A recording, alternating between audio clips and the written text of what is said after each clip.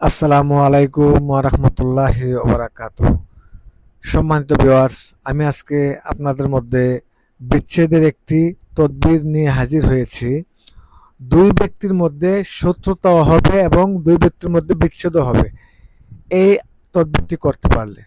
তো আপনারা কি করবেন, দোকান থেকে এক মুঠ আটা নিয়ে আসবেন। আটা নিয়ে আসার পর সেই আটার মধ্যে পাবলিক টয়লেটের কিছু ময়লা সংগ্রহ করবেন।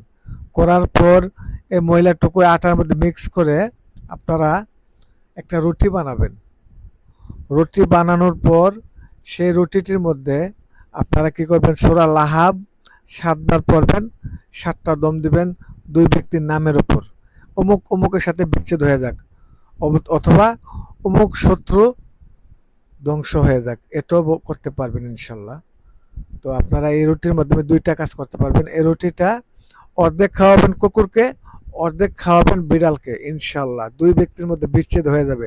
যদি শত্রুতা সৃষ্টি হয়, এই দুই ব্যক্তির মধ্যে শত্রুতা সৃষ্টি হয়ে যাবে ইনশাল্লাহ। পরীক্ষিত তদবির, আপনারা করে দেখেন, 100% রেজাল্ট পাবেন।